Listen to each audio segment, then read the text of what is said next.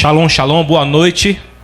Eu sou o pastor Raul, estou aqui ombreado com essa igreja, Igreja Batista Pertencer, e nós estamos aqui para fazer a obra do Senhor, fazer a vontade do Senhor, alegrar o coração do Senhor.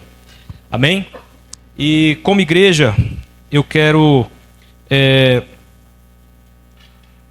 entender junto com os irmãos aquilo que o Senhor tem para nós. Por isso que, antes de começar o que eu vou dizer, eu quero desejar a você, talvez eu não tenha falado com alguém aqui no culto de virada, talvez na correria, na bagunça momentânea que se instalou aqui quando a gente começou a sair das cadeiras e falar uns com os outros, talvez alguns eu não tenha falado, por isso eu quero desejar para você um feliz ano novo. Amém? Quero desejar para a Igreja Batista Pertencer, todos os irmãos.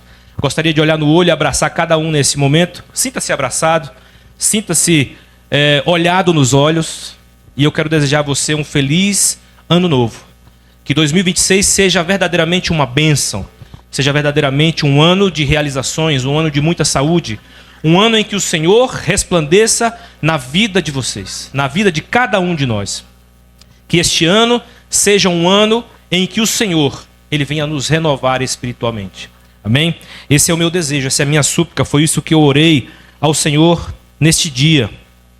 E, tendo dito isso, eu quero agora convidar você para abrir comigo a sua Bíblia em Êxodo, no capítulo 23. Êxodo, capítulo de número 23.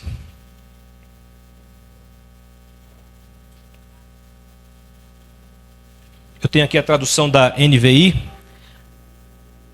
Não sei se tem disponível aí, mas só para casar as citações, caso haja disponibilidade, é a tradução NVI que eu estou adotando.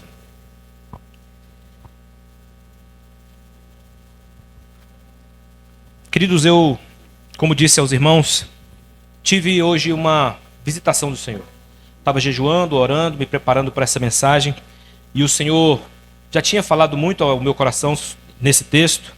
Inclusive, eu, muitos anos atrás, já preguei esse texto. Mas hoje, ao revisitar esse texto, o Senhor falou comigo coisas novas. O Senhor falou comigo, me deu discernimentos novos, me deu perspectivas novas. E é sobre isso que eu quero compartilhar com os irmãos. Nesse texto que nos diz assim: eis que envio um anjo à frente de vocês para protegê-los por todo o caminho e fazê-los chegar ao lugar que preparei. Prestem atenção e ouçam o que ele diz. Não se rebelem contra ele, pois não perdoará as suas transgressões, pois nele está o meu nome. Se vocês ouvirem atentamente o que ele disser e fizerem tudo o que lhes ordeno, serei inimigo dos teus inimigos e adversário dos seus adversários. O meu anjo irá à frente de vocês e os fará chegar à terra dos amorreus, dos hititas, dos ferezeus, dos cananeus, dos heveus e dos jebuseus, e eu os exterminarei. Não se curvem diante dos deuses deles, nem lhes prestem culto, nem sigam as suas práticas. Destruam-nos totalmente e quebrem as suas colunas sagradas. Prestem culto ao Senhor, o Deus de vocês, e Ele os abençoará, dando-lhes alimento e água. Tirarei a doença do meio de vocês. Em sua terra, nenhuma grávida perderá o filho, nem haverá mulher estéril. Farei completar-se o tempo de duração da vida de vocês. Mandarei adiante de vocês o meu terror que porá em confusão todas as nações que vocês encontrarem. Farei que todos os seus inimigos virem as costas e fujam. Causarei pânico entre os heveus, os cananeus e os hititas para expulsá-los de diante de vocês. Não os expulsarei num só ano, pois a terra se tornaria desolada e os animais selvagens se multiplicariam ameaçando vocês. Eu os expulsarei aos poucos, até que vocês sejam numerosos o suficiente para tomar posse da terra. Estabelecerei as suas fronteiras desde o Mar Vermelho até o Mar dos Filisteus, e desde o deserto até o rio. Entregarei em suas mãos os povos que vivem na terra, os quais expulsarão de diante de vocês. Não façam aliança com eles, nem com os seus deuses. Não deixem que esses povos morem na terra de vocês, senão eles os levarão a pecar contra mim. Porque prestar culto aos deuses deles será uma armadilha para vocês. Amém? Feche teus olhos brevemente, em nome de Jesus, Pai Santo e querido, nós lemos aqui a Tua palavra e eu te peço, Senhor, com toda humildade, que o Senhor, ó Pai Santo, venha falar ao nosso coração. Que o Senhor, ó Pai Santo, volte a falar comigo, assim como o Senhor falou mais cedo, e volte a falar, Senhor, com os Teus servos aqui nesta noite, transmitindo, Senhor, do Teu coração, através da minha boca, aquilo, Senhor, que os Teus servos e que eu, ó Pai Santo, também precisamos, ó Pai Santo, discernir e viver. Precisamos, ó Pai Santo, aprender e cumprir. Em nome de Jesus, que o Senhor, ó Pai Santo, nos revele as profundezas da Tua palavra, nos revele o profundo e o escondido da Tua vontade. Nós te pedimos isso no nome de Jesus. Amém e amém. Glória a Deus. Queridos, eu sei que início do ano é um momento que nós geramos expectativas. Expectativa todo mundo tem, não é verdade? Todo mundo tem expectativa sobre alguma coisa. Mas início de ano, geralmente as expectativas, elas bombam. Elas ficam mais robustecidas. Há um fio de esperança, pelo menos na maioria dos corações, que faz com que a virada do ano se torne um tempo de esperança, um tempo de renovação de expectativas, um tempo em que a gente olha para trás e vê o que não fez e passa a desejar fazer no ano que se inicia tudo aquilo que a gente deixou de fazer. E quando a gente olha para o ano que se abre, esse ano de 2026, nós temos uma espécie de confronto, porque nós olhamos para o mundo e a mídia tem noticiado tantas coisas nesses últimos tempos, e nós vemos que há, hoje em dia, um arroxo salarial, nós vemos que há ameaça de aumento inflacionário, nós vemos notícias sobre aumento de taxa de juros, nós vemos notícias sobre encarecimento de alimentos, de água, de combustível, de energia, nós vemos notícias sobre guerras e hostilidades entre nações, mudanças ou interesses geopolíticos sendo levados a efeito e ameaçando nos colocar numa escalada que traga todo mundo para uma guerra global, né? Existe essa expectativa no ar, ainda que não se fale disso toda hora, ainda que não se cogite esse tipo de assunto a todo momento, mas há uma expectativa também dessas frentes negativas, desses aspectos ruins que muitas vezes a mídia noticia. E eu vejo também que há notícias de que a inversão de valores, não é, ela será cada vez mais opressiva sobre nós. A inversão de princípios que nós apregoamos, que nós seguimos, que nós nos apegamos, estão sob ameaça. A perseguição religiosa a cada dia se torna mais concreta, mais efetiva e mais intensa, mais violenta. Então não pense que os nossos dias são apenas de boas expectativas. Eu não quero aqui ser pessimista, tá? Só estou fazendo um retrato da realidade conforme a gente vê nas notícias que aparecem nos jornais. Nós temos boas expectativas no nosso coração, mas muitas vezes ouvimos notícias que são uma vibração contrária em relação a tudo aquilo que nós esperamos de bom na realização desse ano, ou do ano que se inicia como a gente espera. E uma pergunta surge quando a gente se depara com essas questões.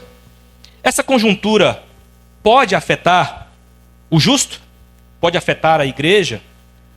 Até que ponto? Não é? E que diferença faz diante dessa situação nós deixarmos Deus conduzir a nossa vida? Deus deixarmos que Deus seja o nosso guia, seja o nosso condutor. Eu acho que vocês já começam a perceber que faz toda a diferença.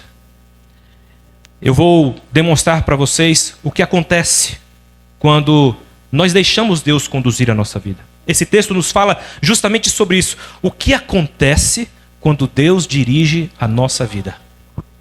Esse texto ele foi escrito numa ordem textual, dentro da cronologia do próprio livro de Êxodo, em que depois disso aqui, quando ele aparece, o Êxodo 20 já tinha sido registrado. E lá em Êxodo 20 fala dos mandamentos do Senhor. Dali para frente, muitas coisas são colocadas como ordenações, como mandamentos, como preceitos do Senhor, para que o povo de Israel seguisse.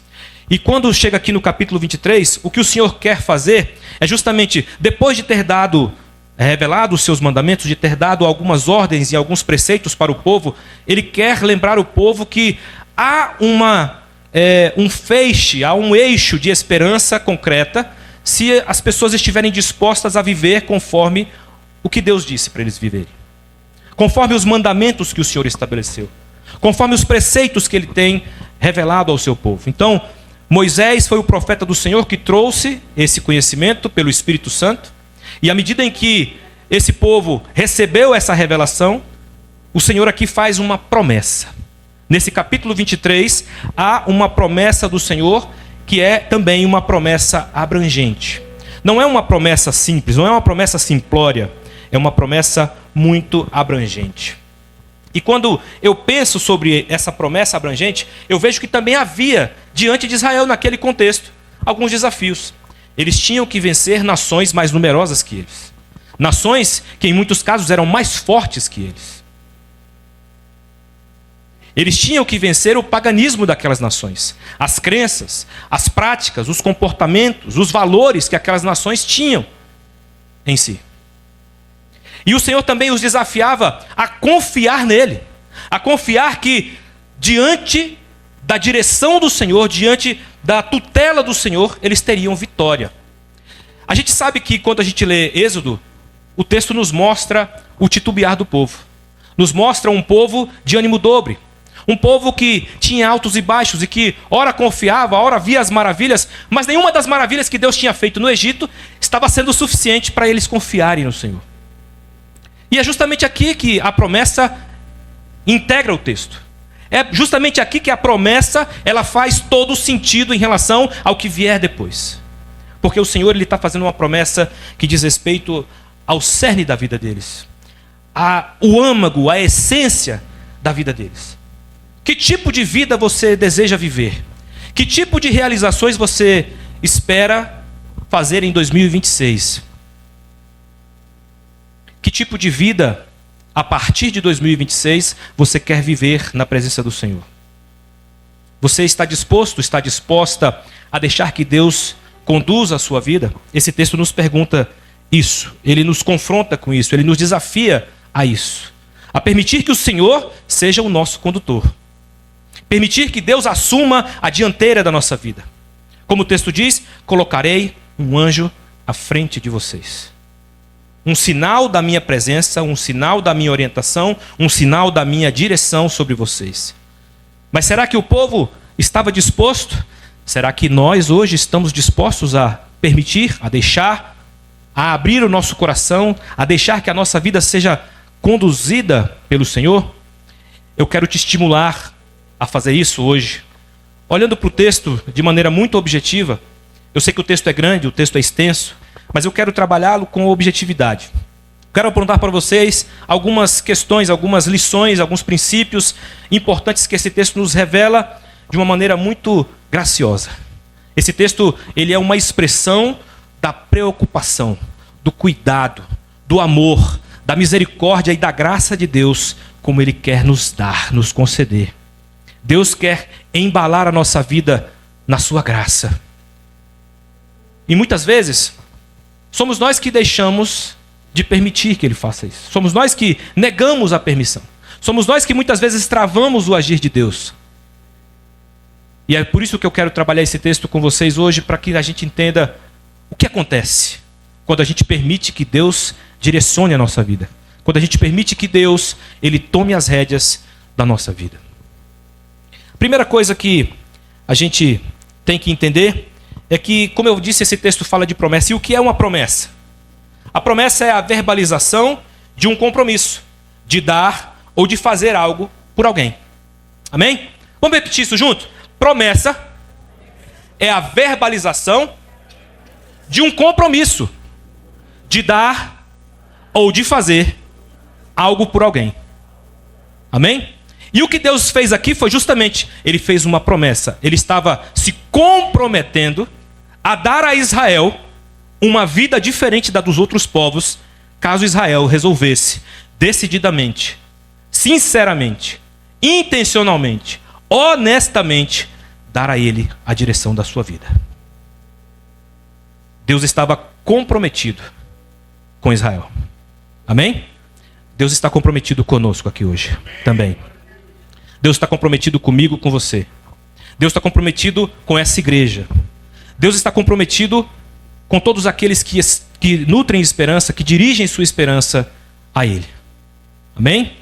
Deus está querendo nos conduzir.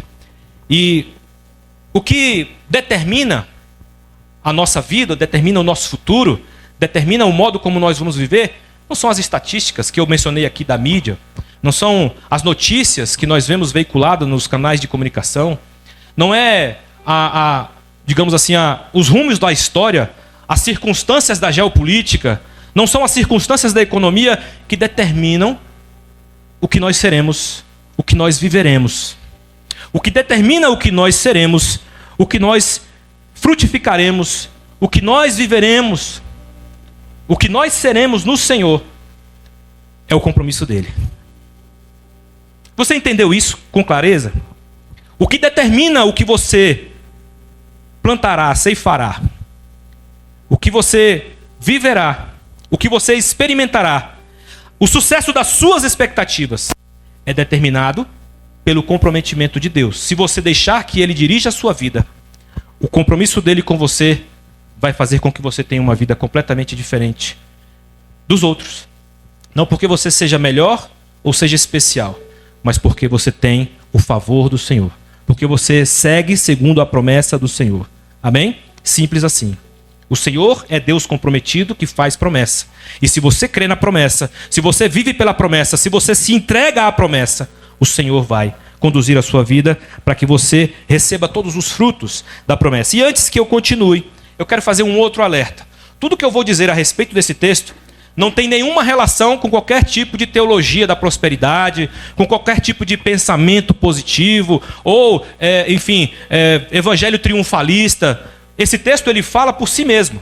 E ele fala do compromisso que Deus assume conosco. Mas ele não é um texto que está falando aqui de teologia da prosperidade, e não é minha intenção trabalhar qualquer coisa nesse sentido. Tá? Eu só quero falar o que foi que Deus prometeu para mim e para você. Qual é o compromisso que Deus assumiu diante de nós e diante do povo de Israel que nós podemos tomar posse hoje, se nós desejarmos, se nós abrirmos o coração. Primeira coisa que esse texto nos diz é que Deus irá à nossa frente pelo caminho. O texto diz no versículo 25, servireis, pois, ao Senhor vosso Deus. É como se ele estivesse dizendo, se vocês servirem a Deus de verdade, intencionalmente, se o seu coração estiver entregue nas mãos dele, então ele irá à sua frente pelo caminho. Imagina o que é você andar na vida tendo Deus na frente. Imagina assim, uma ilustração muito precária, mas que pode dar uma ideia. Imagina você andando sozinho numa estrada e tendo um tanque na sua frente, abrindo caminho. Imagina você andando por uma estrada e tendo um comboio de tanques na sua frente, abrindo passagem para você. É uma ilustração precária, eu admito, tá? Mas imagina essa ideia aí. Por um momento, você sozinho, cheio de ameaça lá na sua frente, mas tem um comboio de tanques bem na sua frente. Ou vou colocar de outra forma. Imagina, com um olhar espiritual, você está andando no seu caminho e lá na sua frente aqui, tem uma hoste de anjos. Uma hoste de anjos marchando diante de você. Abrindo caminho, abrindo passagem. Fazendo tudo o que é necessário para que você não se perca pelo caminho, para que você não tropece em pedra. Não é isso que diz o Salmo? Ele dará ordem aos seus anjos ao seu respeito para que você não tropece em pedra. A palavra diz isso, não sou eu que estou dizendo. Amém? Então imagina essa visão. Se nós permitirmos que o Senhor nos dirija, que o Senhor seja o nosso guia, Ele vai à nossa frente pelo caminho. Mas aí não é anjo, não é tanque, é o próprio Deus. O anjo é só o sinal, é só o símbolo, é só aquela conexão, né? Talvez espiritual, ali mais palpável, que Deus coloca diante do seu povo. O anjo mensageiro, o anjo diretor, mas é o próprio Senhor que está ali representado. É Ele que está dando ordem ao anjo para ir à frente do povo de Israel. E sabe, quando Deus vai à nossa frente, Ele nos conduz ao centro da sua vontade. Quando Deus vai à nossa frente, Ele nos guarda enquanto nós caminhamos. Quando Deus vai à nossa frente, Ele faz com que nós alcancemos as promessas que foram feitas. Eu vou repetir. Quando Deus vai à nossa frente, Ele nos conduz ao centro da sua vontade. Se Ele estiver à frente e nós seguirmos o sinal dEle, o sinal da sua condução, o sinal da sua orientação, nós vamos chegar ao centro da vontade dele. Nós vamos andar sempre alinhados com ele, na rota que ele estabelecer. E, portanto, nada nos causará mal. E quando nós andarmos também na presença dele, diante daquilo que ele está dirigindo, nós vamos ser guardados em todos os nossos caminhos enquanto caminhamos. E nós vamos alcançar todas as promessas que ele fez para nós. Não haverá desordem, não haverá desvios, não haverá alteração de rota, não haverá meio de nós errarmos o caminho, porque ele vai ser o nosso condutor. Amém? Nós precisamos abrir o nosso coração, achar pelo Espírito Santo em oração discernimento daquilo que ele está nos dizendo para fazer. Buscar ao Senhor com honestidade, com intencionalidade, e ele vai nos fazer chegar às promessas. Ele vai fazer as suas promessas se cumprirem em nós. A segunda coisa que esse texto nos ensina está lá no versículo também 25. E ele diz assim: adorem ao Senhor, o Deus de vocês, e ele abençoará o pão e a água de vocês. O que você acha que isso quer dizer? Isso quer dizer que as suas necessidades serão supridas no Senhor. Se Deus for o condutor da sua vida, não é a economia que dita o seu suprimento, a sua provisão. É a promessa. Amém? Não são as circunstâncias. Não é o movimento da história. Deus tem o controle da história. Deus tem o controle da sua vida. Deus tem o controle de toda e qualquer circunstância. Amém? Lembra do mar enquanto ele dormia, o mar revolto, todo mundo pensando que ia perecer, e Jesus tranquilo, dormindo no barco. E foram acordar o mestre que estava cansado por causa da tempestade.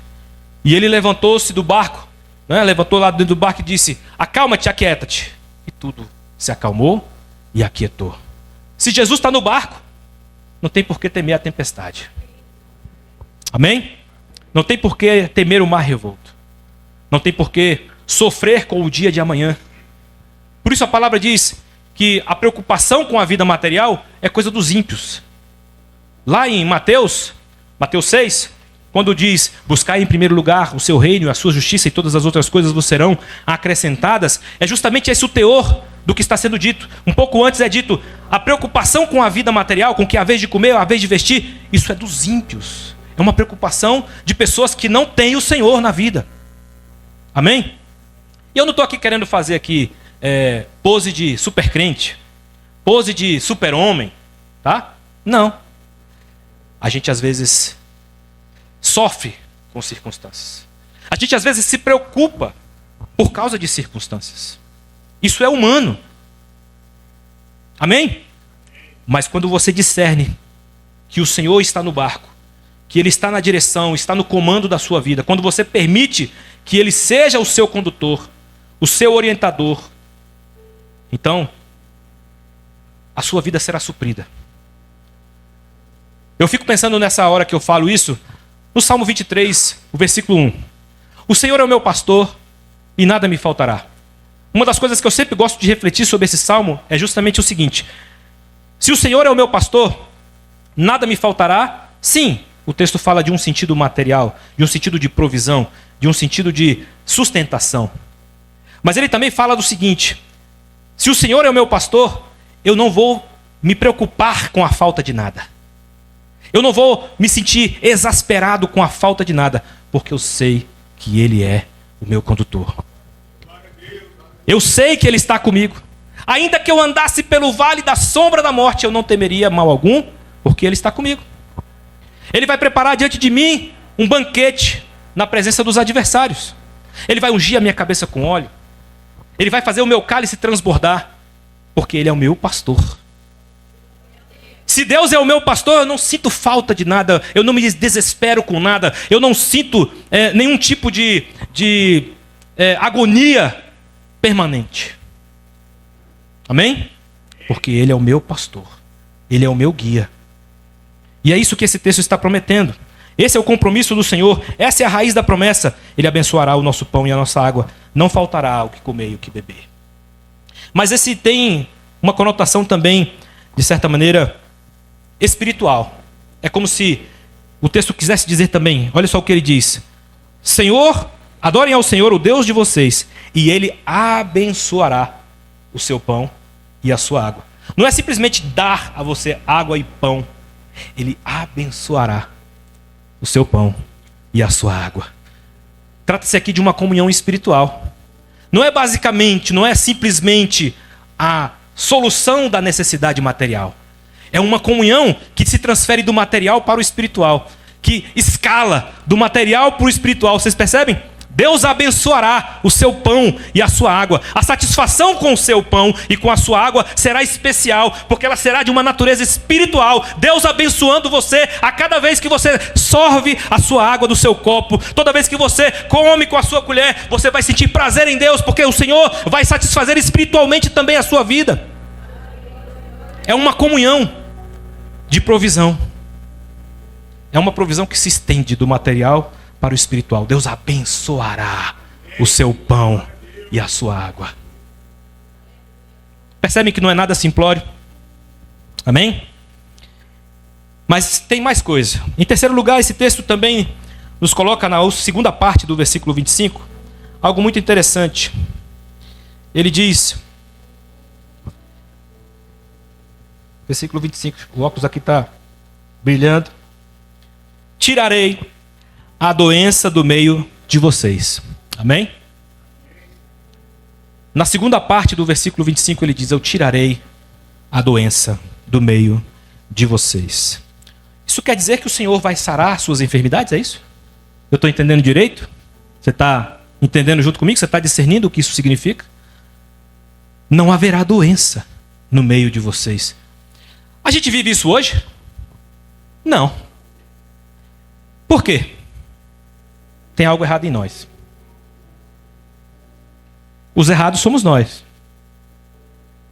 O grau de confiança que a gente deposita ainda não está ajustado. Ainda não está em plena sintonia. Percebem isso? Porque se tivesse, a promessa se cumpriria. A promessa estaria sendo realizada. Porque Deus não mente. Aquilo que Deus se compromete em fazer, aquilo que Deus promete, Ele cumpre. Amém? Então, se de alguma forma a gente sofre ainda com enfermidades, com mazelas, é porque a gente de alguma forma está sendo desobediente. Você tem problema, sei lá, intestinal, porque você come coisa errada, ou come fora de hora, ou enfim, é um glutão de vez em quando. Você está sofrendo com males de outra ordem porque você dorme pouco, porque você... Enfim, de alguma forma, a gente está deixando de obedecer a princípios. De alguma forma a gente está deixando de fazer o que devemos fazer. E isso também se transfere para a vida espiritual. Isso também tem implicações sobre a vida espiritual. O que você está deixando de fazer em relação à sua vida espiritual? Não foi o pecado que trouxe a morte, como Gênesis nos informa, lá em Gênesis 3? Foi o pecado do homem que trouxe a morte. O pecado do homem trouxe a doença. Há uma conexão intrínseca entre doença, morte e pecado. E eu não estou querendo fazer aquela teologia barata de que você sofre por causa dos pecados. Não, tem aquelas referências que a gente sabe da Escritura que diz, não, a glória de Deus se manifesta em algumas circunstâncias. A glória de Deus vai se manifestar em algumas situações que Ele espera nos edificar a fé. Ele espera que a gente veja a ação dele para que a nossa fé volte ao seu prumo. É por isso que existem essas referências. Para nos colocar em perspectiva de que o Senhor Ele quer corrigir a rota do nosso entendimento, a rota do nosso discernimento, a rota da nossa compreensão da sua vontade. Amém? Mas Ele quer sarar a nossa vida. E sarar as enfermidades do corpo é pouco. Aqui o texto objetivamente fala das enfermidades do corpo. Mas sabe, eu vejo aqui também insinuação de que a cura, essa preservação da saúde que o Senhor se compromete em fazer a nosso respeito, tem muito mais relação com a saúde espiritual da nossa vida.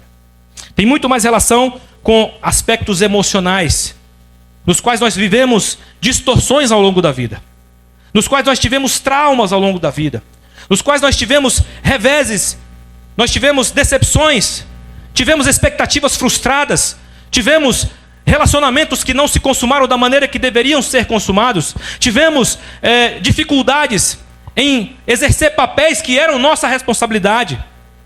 Tivemos dificuldade para sermos aquilo que Deus esperava que nós fôssemos, que nós nos tornássemos. E é justamente nisso que o Senhor também quer nos curar. O Senhor quer curar as nossas emoções. Ele quer curar o nosso íntimo. Ele quer curar os aspectos internos da nossa psique. A autoimagem, limitações emocionais, limitações que nós achamos que são intransponíveis. Fobias, traumas, o que quer que seja. O Senhor quer que a gente vença. O Senhor quer tratar. O Senhor quer curar. Amém? Nós temos que dar a Ele a direção da nossa vida.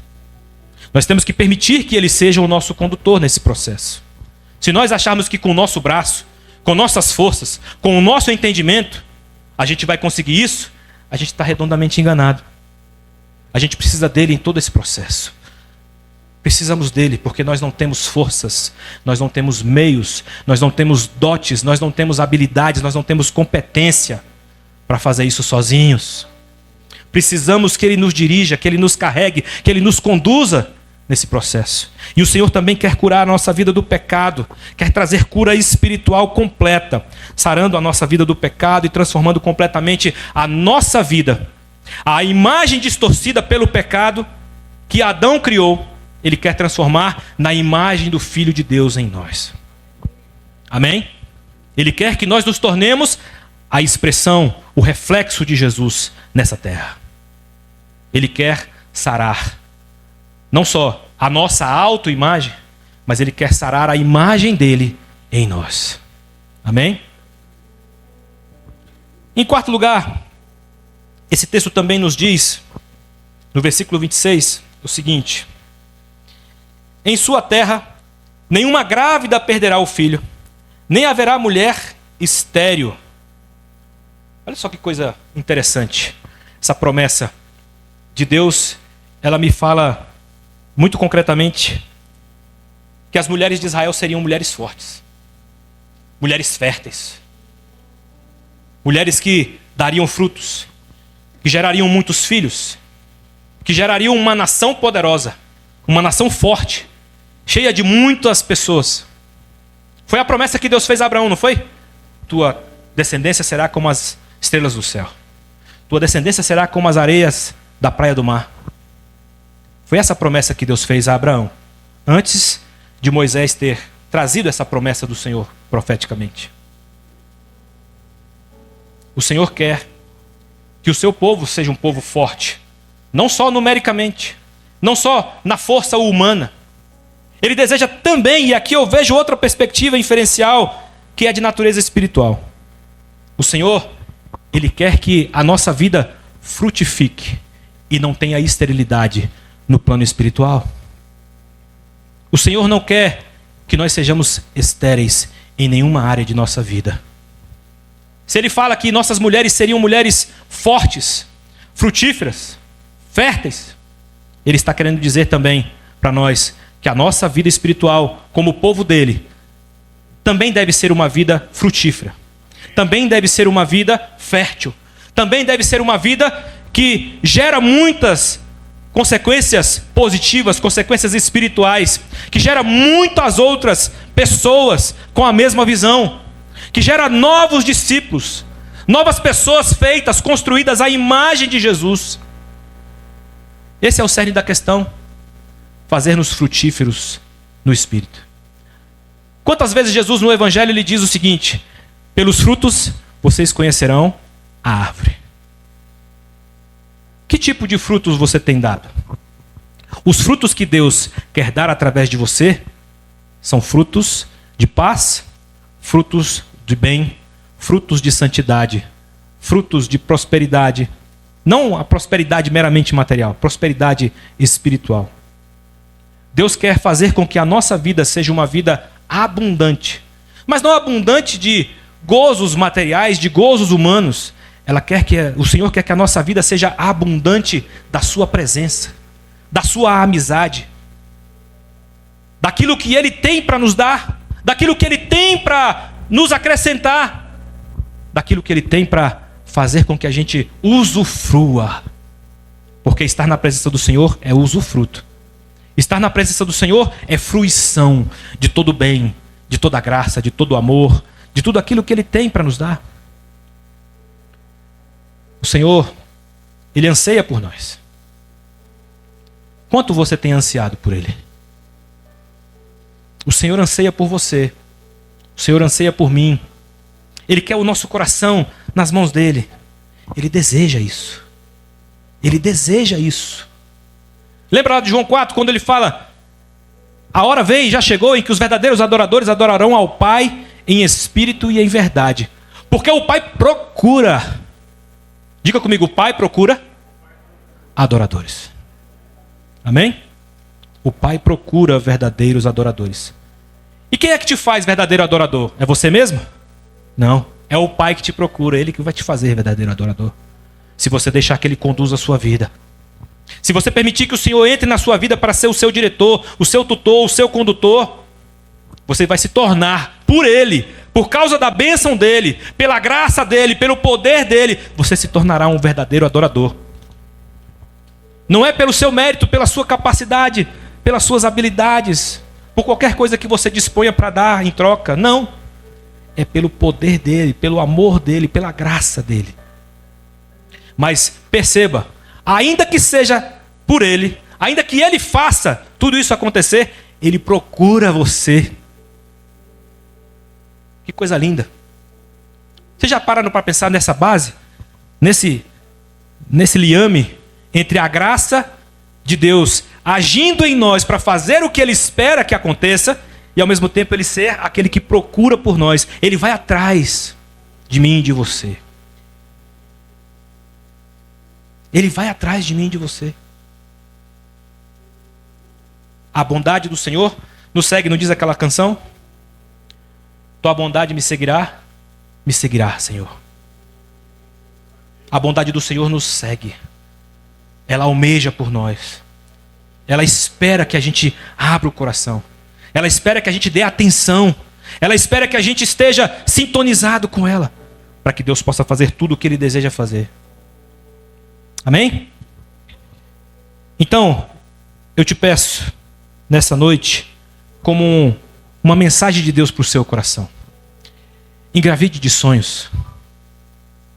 Assim como Deus falou que as mulheres de Israel seriam mulheres fortes e férteis, Deus hoje quer que você também engravide de sonhos. Engravide de expectativas positivas. Engravide dos sonhos de Deus. Engravide daquelas expectativas que estão acalentando o coração do Senhor. Ultimamente eu tenho repetidamente orado assim, nas minhas orações, no meu momento devocional. Senhor, aquece o meu coração com aquilo que aquece o teu coração. Eu descobri que nessa frase, que não tem nada de frase de efeito, é um anseio intencional do meu coração, dirigido a Deus. Eu descobri que o segredo das coisas está nisso. Permitirmos que Deus direcione a nossa vida. E permitir que Ele aqueça o nosso coração com aquilo que aquece o coração dEle. Permitir que Ele dirija o nosso coração com aquilo que está no coração dEle, no íntimo dEle. Quando a gente permite essas coisas, o Senhor trabalha de uma forma que a gente é surpreendido. Qualquer expectativa que você tenha criado é muito menor do que o que Ele faz no final. Amém? Passando à frente. A quinta lição que esse texto nos dá também se encontra no versículo 26, no finalzinho, que diz que o Senhor, Ele trará longevidade. Eu farei completar-se o tempo de duração da vida de vocês. Na NAA, na Almeida atualizada, está: eu darei a vocês longevidade. Nosso mundo é um mundo de revoluções médicas, revoluções, né, de ordem clínica e de tecnologia da medicina. Mas nenhuma tecnologia da medicina é suficiente para garantir a vida de ninguém. Recentemente um amigo estava, há muito tempo assim que eu não falava com ele, e ele tinha 45 anos. E de repentinamente, assim abruptamente, nós tivemos a notícia do falecimento dele. Ele era atleta, tinha uma turma de alunos de vôlei, ele era praticante de vôlei, era um homem alto e tal, e aparentava ter muita saúde. Aparências enganam, não é verdade? Mas ele aparentava ter muita saúde. O que eu quero dizer com esse caso do meu amigo é que ele não sabia o dia da visitação do Senhor sobre a vida dele. E eu não sei por que Deus o tomou tão cedo. Mas eu sei que a promessa desse texto aqui, ela nos fala sobre longevidade. Sobre a perspectiva de que se você deixar que Deus guie a sua vida, a morte vai tardar para você. Isso não é pouca coisa. No mundo de incertezas que nós vivemos, por causa de doenças, por causa de pandemia, por causa de tantas coisas que a gente... Por causa da alimentação, que muitas vezes não é a melhor que nós podemos acessar. Ou quando podemos acessar, muitas vezes é cara, mais cara do que a gente pode manter. Não é verdade? Então, muitas coisas contribuem para que a gente adquira enfermidades, para que a nossa vida se encurte. Mas o Senhor tem uma promessa e um compromisso. Que Ele dirigiu a Israel e que Ele dirige a minha vida e a sua vida hoje. Se nós deixarmos que Ele dirija a nossa vida, nós teremos longevidade. E longevidade remete à ideia de vida longa. Mas longevidade, aqui nesse texto, também tem uma perspectiva de que eu farei, olha só a tradução da NVI, eu farei completar-se o tempo de duração da vida de vocês. Aqui nessa frase, está uma perspectiva insinuada aqui, que tem a ver com abundância de vida. Não apenas uma vida longa, mas uma vida sustentada, uma vida amparada, uma vida qualificada. Vocês entendem isso? Eu farei com que os dias que vocês têm que viver na terra sejam completos. É como se esse texto estivesse dizendo o seguinte: Deus tem um plano para cada um dos seus filhos, daqueles que fazem parte do seu povo. Vida abundante, longa e sustentável. Vida abundante, longa e plena. Essa é a perspectiva do Senhor para a nossa vida. É isso que está insinuado aqui nas entrelinhas do texto. E que se nós dermos lugar a Deus e deixarmos que Ele dirija a nossa vida, é isso que vai acontecer conosco. Não é só uma questão de número na vida. Não é só uma questão de idade avançada. É uma questão de uma vida qualitativa na presença do Senhor. Amém? Uma vida dirigida por Ele, cheia da presença dEle, cheia da graça dEle, cheia do poder dEle, nos envolvendo, nos conduzindo, nos embalando em todo o tempo. Amém? Quem quer isso na sua vida? Quem quer? Levanta a mão aí. Vamos agitar um pouquinho essa congregação. Quem é que deseja isso? Amém? Eu desejo. Eu quero. Vida longa, vida abundante, vida plena na presença do Senhor. Amém? Em sexto lugar, penúltimo, prometo que eu estou acabando. Sexta lição que a gente tem aqui nesse texto é que Deus batalhará por nós e conosco se a gente der a direção da nossa vida a Ele. Olha só o que diz os versículos 22, 27 e 28. O 22 fala assim: se vocês ouvirem atentamente o que Ele disser e fizerem tudo o que lhes ordeno, serei inimigo dos seus inimigos e adversário dos seus adversários. No 27 nós lemos o seguinte: mandarei adiante de vocês o meu terror, que porá em confusão todas as nações que vocês encontrarem. E o versículo 28 diz: causarei pânico entre eles. Se você deixar que Deus dirija a sua vida, você não terá adversários. Amém? E eu não estou falando aqui, lembro a vocês, não tem nada de teologia da prosperidade. Não estou falando de triunfalismo barato aqui não, tá? Nada de minha vitória tem sabor de mel, nada disso. Tá bom? Amém? Tem nada a ver com isso. Tem a ver com a certeza de segurança nele. Amém? Tem a ver com a segurança de que Ele será nosso defensor.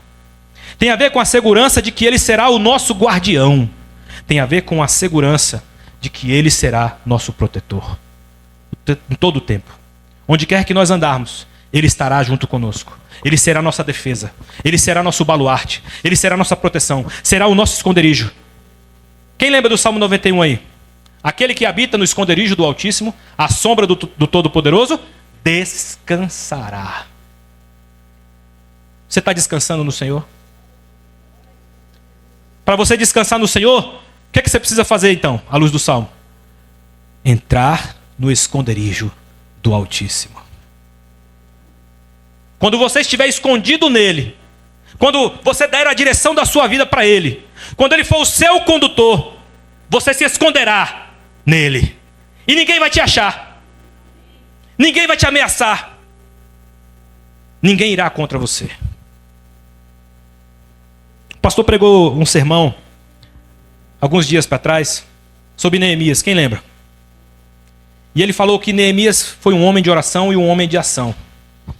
Mas a resposta de Neemias, quando alguns disseram que eles estavam fazendo uma armadilha para ele, querendo que ele saísse lá das ocupações que ele estava à frente, para ir lá para um lugar no templo escondido, para ter reunião não sei com quem. E aí ele fala assim, eu não vou não. Eu estou ocupado aqui, não vou sair do meu foco. E aí alguém fala para ele, mas eles estão querendo fazer alguma coisa contra você, eles estão fazendo uma arapuca para você aí, Neemias, cuidado. Ele fala assim, um homem como eu temeria? Um homem como eu temeria? De forma alguma, eu me escondo no Altíssimo. É como se Neemias estivesse dizendo para mim e para você hoje, eu estou escondido em Deus. Ninguém me acha quando eu estiver nele. Enquanto eu estiver escondido no Senhor, ninguém vai me achar. Ninguém vai poder me frustrar. Ninguém vai puxar o meu tapete. Porque Deus é o meu guardião. Deus é o meu protetor. Deus é a minha defesa. Deus é quem me justifica. Amém? Então, se Deus vai trabalhar por nós, isso significa que os nossos adversários não terão sucesso contra nós. Amém? Isso é um dado objetivo do texto. Mas aqui tem também alguns aspectos espirituais que eu gostaria de ressaltar a partir dessa ideia que o texto traz. Quando a gente pensa em adversários, essa perspectiva do Antigo Testamento fala daquele contexto antigo em que guerras eram realmente travadas entre as nações. E Israel estava no meio desse fogo cruzado de necessidade de batalha. Ele precisava conquistar a terra que o Senhor tinha prometido. Mas para além dessa perspectiva de batalha concreta, de batalha real da história, existe aqui uma perspectiva de batalha espiritual também. O Senhor quer que a gente aprenda a confiar nele para batalhar nossas guerras, nossas batalhas espirituais. E aqui há duas perspectivas imprescindíveis que a gente discirna a partir dessa ideia que o texto traz. Em primeiro lugar, nós temos um inimigo das nossas almas. Temos um inimigo espiritual. Satanás, seus anjos, são os nossos inimigos espirituais. Se você der a Deus a direção da sua vida, o seu inimigo espiritual também não vai te achar. O seu inimigo espiritual também não poderá nada contra você. Se você der a Deus a direção da sua vida, se você cumprir aquilo que está dito lá em Tiago, sujeitai-vos, pois, a Deus, você vai resistir ao diabo e ele vai fugir de você. Amém? Sujeitai-vos, pois, a Deus, resisti ao diabo e ele fugirá de vós. O seu inimigo espiritual também vai fugir, vai ter temor de você. Certa vez a gente estava falando de um livro aqui, Porque Tarda o Pleno Avivamento. Tem um capítulo nesse livro que fala sobre o caso que é registrado em Atos dos filhos de Seva.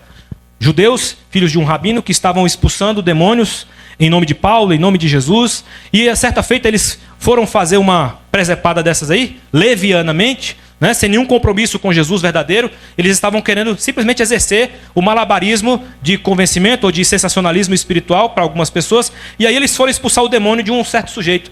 E aí o demônio falou pela boca do sujeito que estava endemoniado: olha, vocês estão querendo expulsar a mim em nome de Jesus, em nome de Paulo? Jesus eu sei quem é, também conheço Paulo, mas vocês quem são?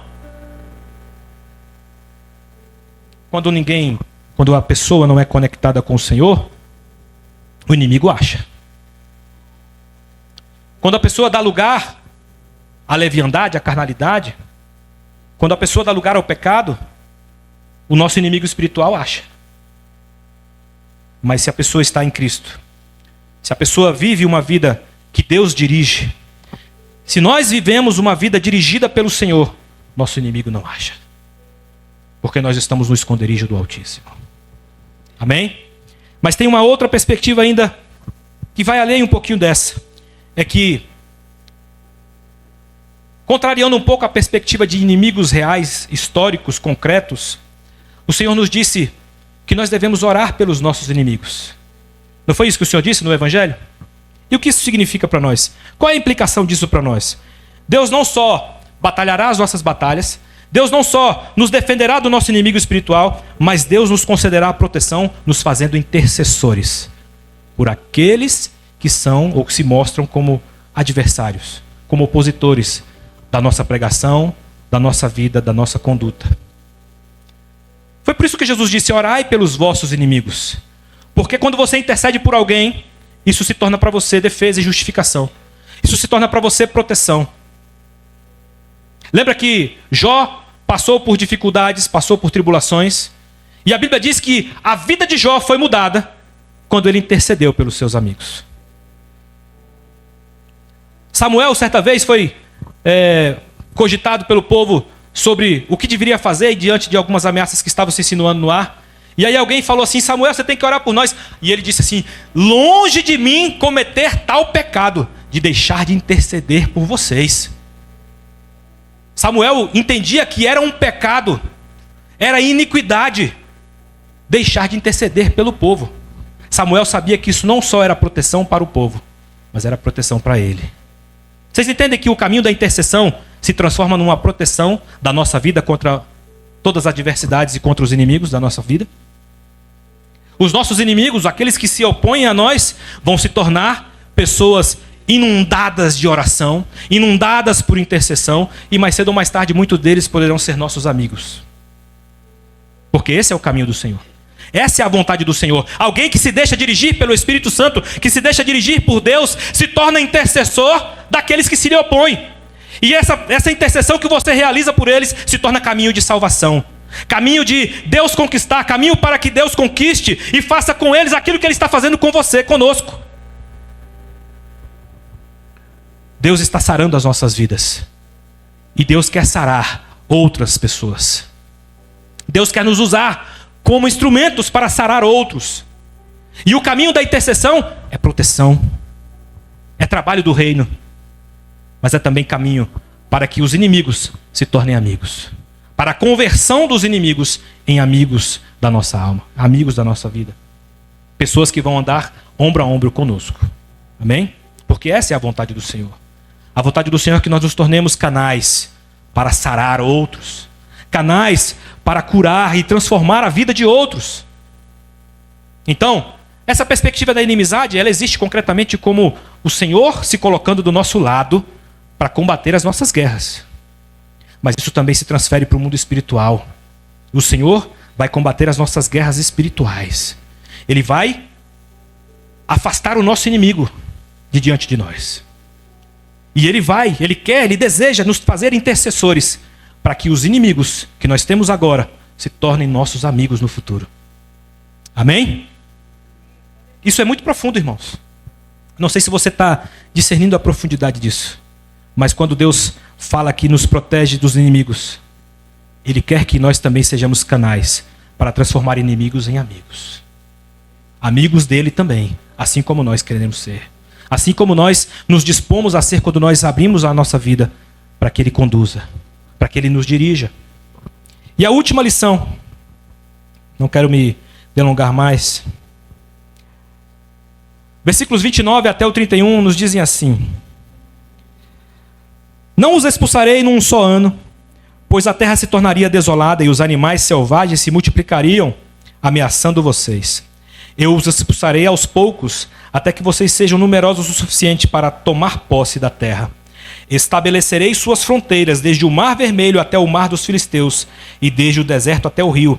Entregarei em suas mãos os povos que vivem na terra, aos quais expulsarão de diante de vocês.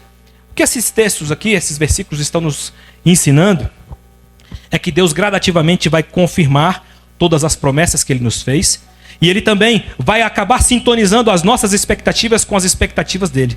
Se nós deixarmos que Ele seja o nosso diretor, nossas expectativas estarão alinhadas com as dEle, e Ele vai, no seu tempo, próprio, gradativamente nos conduzindo ao desfrute da promessa. Ele vai nos conduzindo ao centro da promessa. Ele vai nos conduzir à realização da promessa. Mas ao mesmo tempo, ele também vai cumprir todos os planos dele a nosso respeito. Planos que nós não conhecemos, planos que nem passam pelo nosso coração, não são nem nossa expectativa real, concreta, porque ainda nós não aprendemos e não discernimos. Talvez coisas que a gente nem espera, o Senhor vai realizar, junto com aquilo que nós, alinhado com Ele, vamos estar realizando através dele. Mas Ele quer confirmar a nossa vida, confirmar tudo o que nos diz respeito, e Ele vai fazer isso gradativamente. A gente precisa manter o foco, manter a continuidade dessa direção dele sobre a nossa vida. Amém? Quando nós olhamos para essa verdade, o que está sendo dito aqui é que o Senhor está focado na transformação e no fortalecimento do seu povo. O Senhor, Ele quer estabelecer o seu povo. Ele quer estabelecer as nossas vidas. Ele quer estabelecer a nossa posição no mundo. Quando a gente escuta aqui na Pertencer frases do tipo assumir posição, né? Ou quando a gente olha para o Farol, homens posicionados, tem a ver com essa noção de que nós precisamos, sim, fincar posições diante do Senhor. Nós devemos sim assumir posicionamentos diante do Senhor. Nós devemos sim ser estabelecidos diante do Senhor. Nós devemos sim dar lugar a Deus para que Deus realize aquilo que Ele quer formatar em relação ao que nos diz respeito. Tudo o que nos diz respeito. O Senhor, Ele quer nos forjar e Ele quer também formar não só o nosso local geográfico, não só nos conceder a terra prometida, conforme a promessa que Ele fez, mas Ele quer também que nós sejamos pessoas da promessa.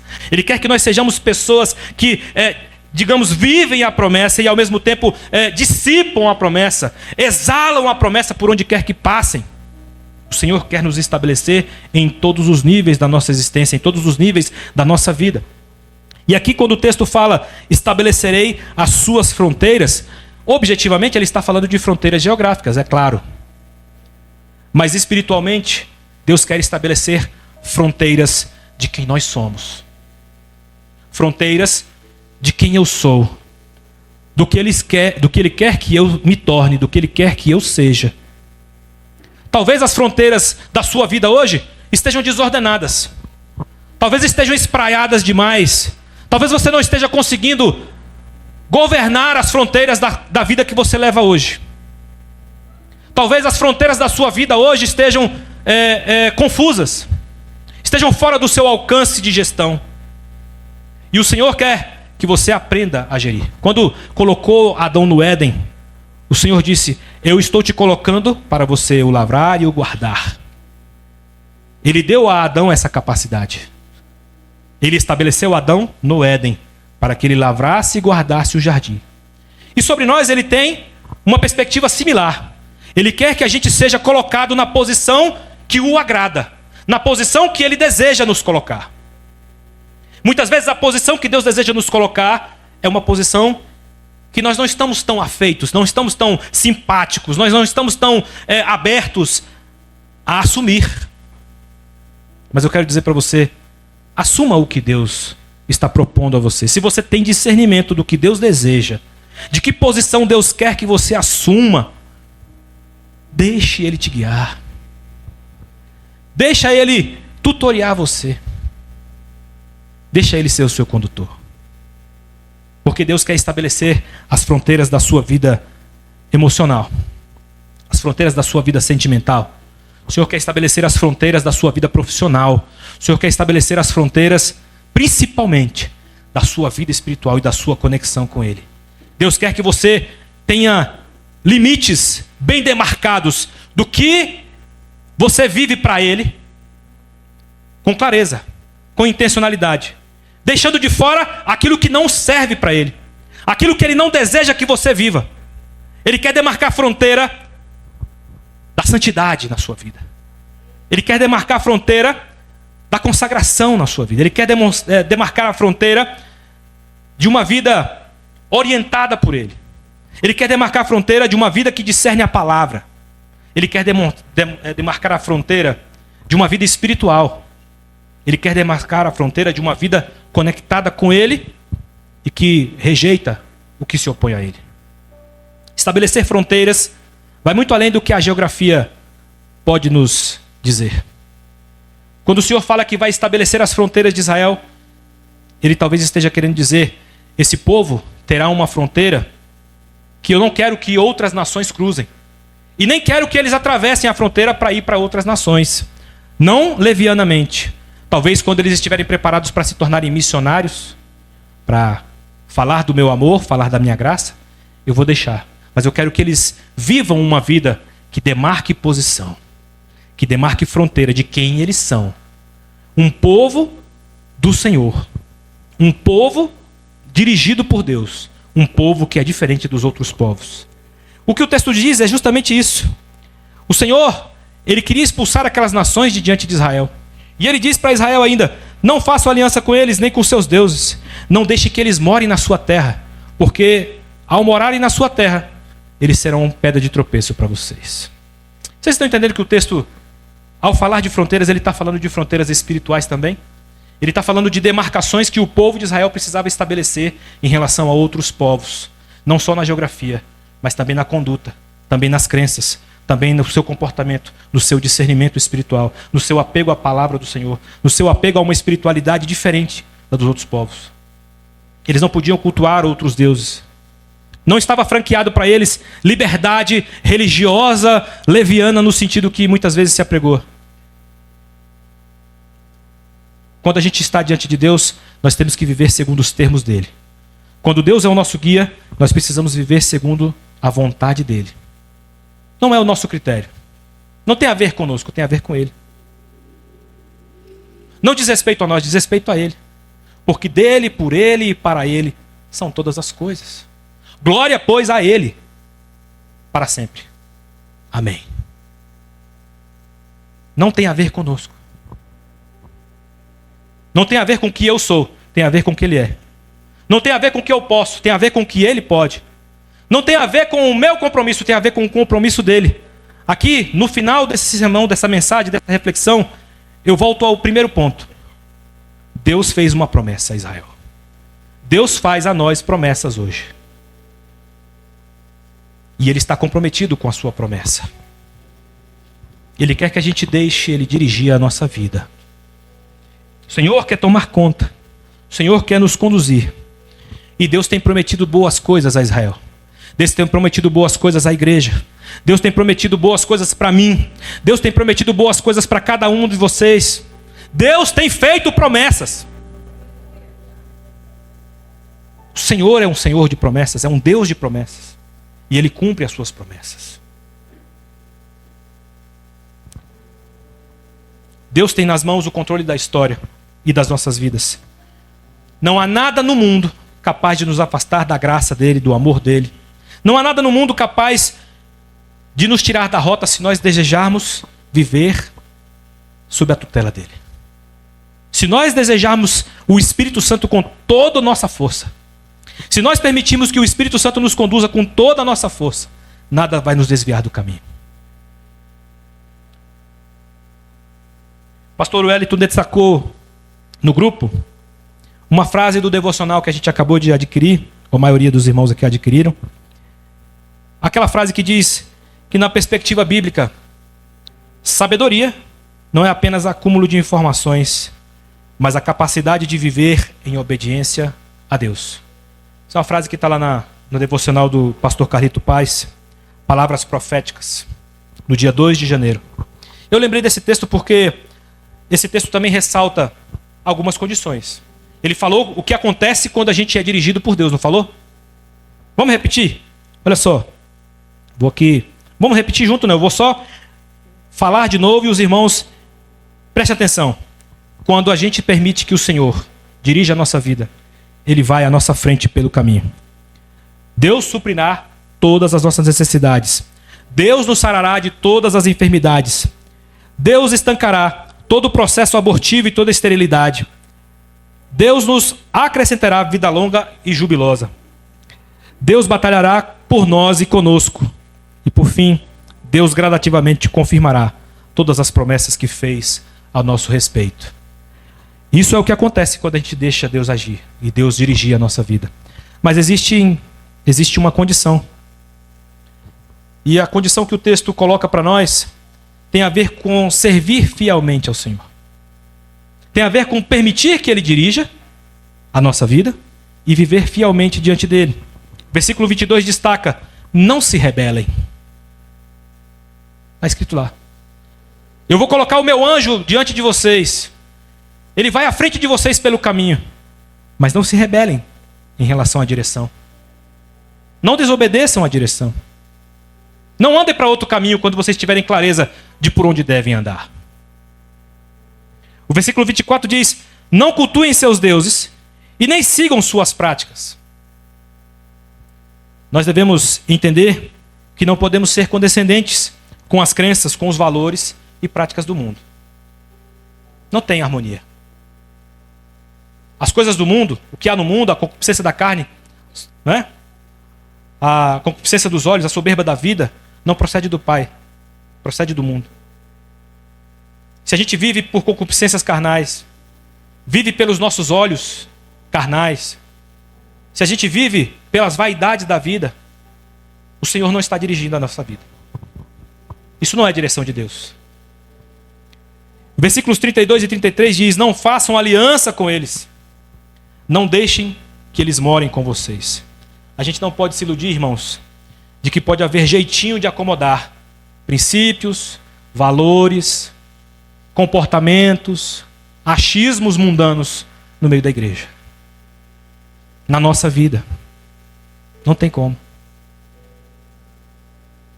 Pode parecer radical o que eu estou falando, mas essa é a verdade. Não tem como haver harmonia entre luz e trevas. E é por isso que eu quero repetir com os irmãos duas frases que eu anseio no Senhor e rogo ao Senhor que seja a tônica da nossa vida ao longo de 2026.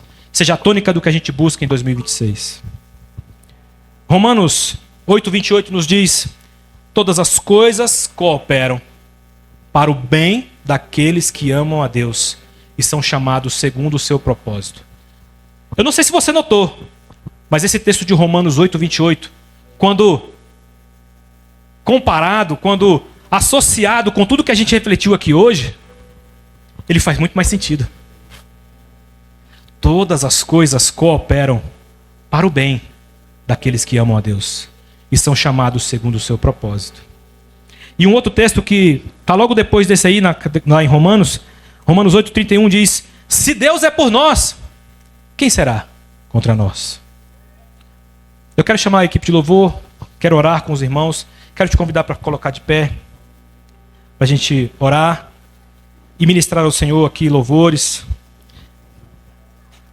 Eu quero te convidar para que você coloque a sua vida diante de Deus agora.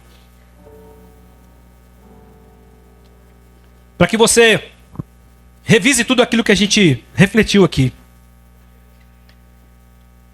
E com discernimento completo, você faça propósito de permitir que o Senhor dirija a sua vida. De permitir que o Senhor seja o seu condutor.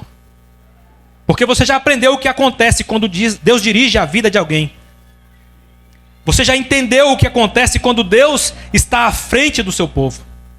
Quando Deus está à frente da nossa vida. Portanto, o que Ele deseja hoje é que a gente assuma posição. Que a gente assuma compromisso. Que a gente assuma e tome decisões para deixar que Ele seja o nosso condutor, o nosso diretor. Pai Santo querido, eu te louvo. Eu te bendigo nesta noite e te peço em nome de Jesus que o Senhor, ó Pai Santo, faça, papai, a diferença na minha vida e na vida dos meus irmãos. Que o Senhor, ó Pai Santo, verdadeiramente